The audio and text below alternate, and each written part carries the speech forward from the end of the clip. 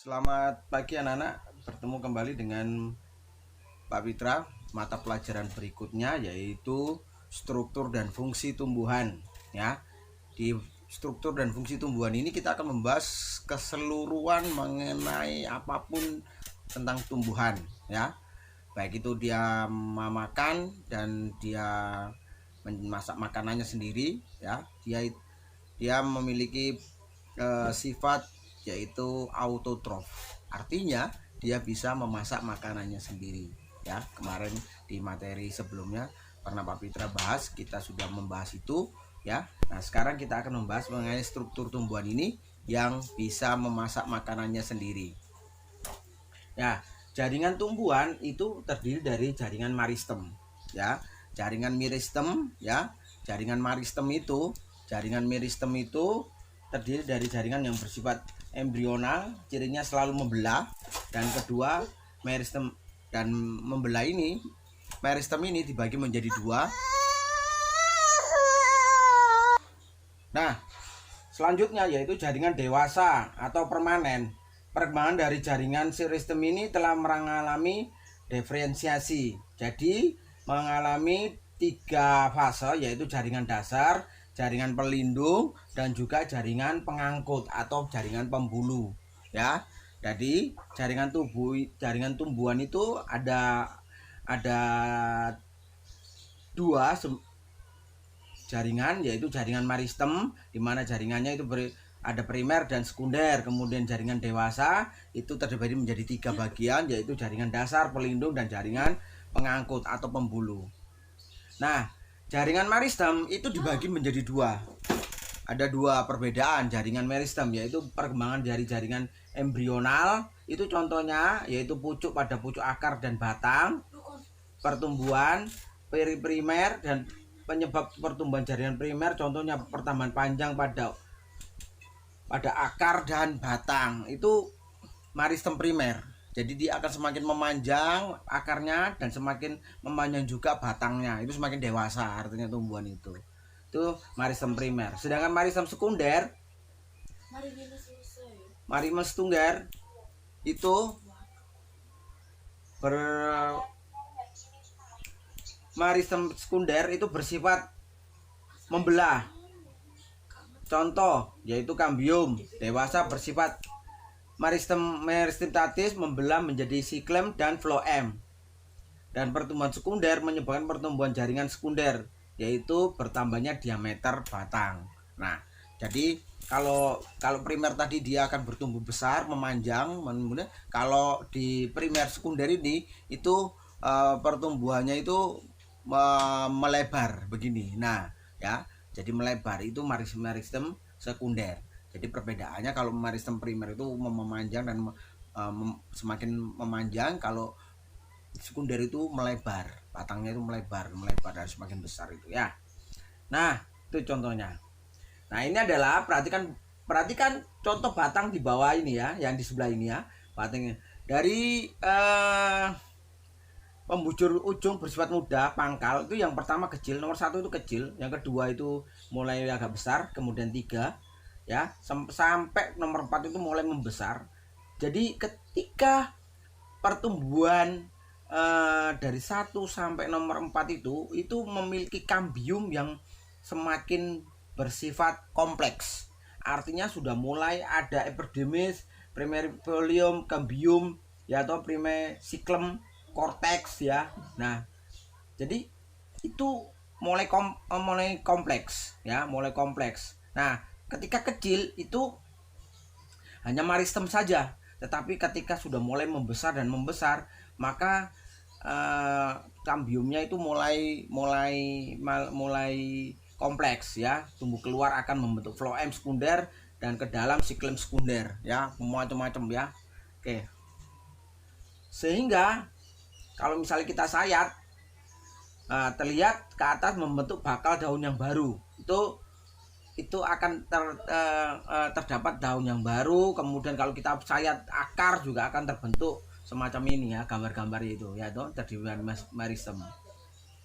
Nah, berdasarkan letaknya, meristem apikal, meristem interkalar, dan meristem lateral. Nah, coba kita pahami gambar di samping ini ya, Nana ya. Gambar di samping itu ada bambu. Ya, pohon bambu. Pohon bambu. Jadi ada apa namanya? Ada buku-bukunya gitu, ada sela-selanya itu. Nah, pertanyaannya, gambar di samping perundungan apa yang terjadi? Nah, itu. Ya. Kalau di mana ini di bambu itu pada saat di buku-bukunya itu tumbuh lagi apa namanya batang lagi atau daun lagi ya tuh. Intermezzo sedikit anak-anak bahwa belajar itu bukan hanya menghafalkan nantinya tetapi memahami informasi yang kalian dapatkan, itu yang terpenting. Jadi belajar itu bukan kamu menghafal tetapi memahami informasi. Dan kesuksesan itu adalah sebuah reward, bukanlah sebuah reward, melainkan usaha dan kerja keras ya anak-anak. Jadi ketika kamu sukses itu bukan hadiah tapi hasil kerja kerasmu, bukan dari pemberian atau dari apa namanya warisan, tetapi kesuksesan itu hasil dari kerja kerasmu ya. Harapan Pak Fitra begitu, kecuali kalau kamu memang sudah punya ahli waris, mau mewarisi suatu perusahaan, mewarisi apa saja ya. Nah, tapi harus kamu pertahankan itu, sebab mempertahankan lebih sulit daripada membangun ya anak ya. Oke, saya lanjutkan. Nah, jaringan dewasa atau permanen itu terdiri dari lapisan paling luar sel tidak berklorofil mengandung lapisan lilin. Nah, contohnya lapisan epidermis dan lapisan periderm, jaringan gabus yang berujung membentuk lapisan epidermis baru. Jaringan dasar itu berfungsi memperkuat atau kedudukan jaringan lain sebagai tempat meletakkan jaringan lain. Struktur jaringan sama walaupun berasal dari jaringan embrional yang sama. Contoh parenkim, kolenkim, selerkim. Ciri berfungsi sebagai pengangkut zat makanan atau sisa metabolisme. Itu jaringan pembuluh membentuk jaringan seperti saluran atau pipa. Contohnya silikem dan floem. Nah, parenkim, kolenkim, dan saiklim ya terdapat pada akar. Parenkim terdapat pada akar, daun dan buah, berdinding tipis, bulat, persegi atau panjang, terdapat ruang antar sel dan banyak mengandung kloroplas. Kloroplas itu zat hijau daun yang digunakan untuk memasak makanannya. Struktur hampir sama dengan parenkim, polikolekim ini. Fungsinya memperkuat tumbuhan muda dan dinding sel terdiri dari selulosa dan pektin. Sel bulat karena penebalan selulosa pada dindingnya, tidak ada ruang antar sel. Sedangkan jaringan Schleicher-King, jaringan penyokong yang keras, dinding tebal, keras dan memiliki noktah, tersusun dari sel mati, tidak terdapat ruang antar sel dan dinding sel mengandung selulosa. Ya. Nah, ini adalah gambar-gambar contoh daripada jaringan-jaringan pada tumbuhan ya. Jaringan pada tumbuhan itu adalah parenchyma, kemudian kolenchyma, seiclostigma ya. Tuh. Jaringan pembuluh sekarang, siklem berfungsi menyokong dan mengangkut air serta garam mineral dari akar menuju bagian atas daun. Siklem itu terdapat di akar, dia mengangkut makanannya ke atas, disebarkan ke seluruh tubuh, mengangkut air dari bawah naik ke atas, kemudian disebarkan ke seluruh tubuh daripada daun melalui siklem dengan proses adhesi dan kohesi. Sedangkan floem mengangkut zat makanan hasil fotosintesis ke seluruh tubuh. Jadi siklem itu mengangkat air, bedanya ya, siklem mengangkat air dari bawah ke seluruh tubuh, sedangkan si floem itu setelah dia memasak di daun ya, daun sudah mulai memasak makanannya, kemudian diangkut ke seluruh tubuh ya, itu. Nah, itu coba kalau kalian lihat gambar di sebelah sebelah kirinya itu adalah jaringan siklem dan jaringan floem.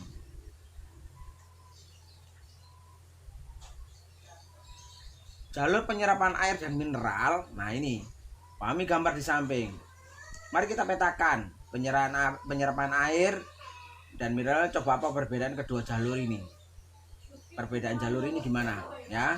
Kalau jalur yang kuning itu jalur melalui dinding sel, sedangkan yang biru itu jalur siplas itu melalui sitoplasma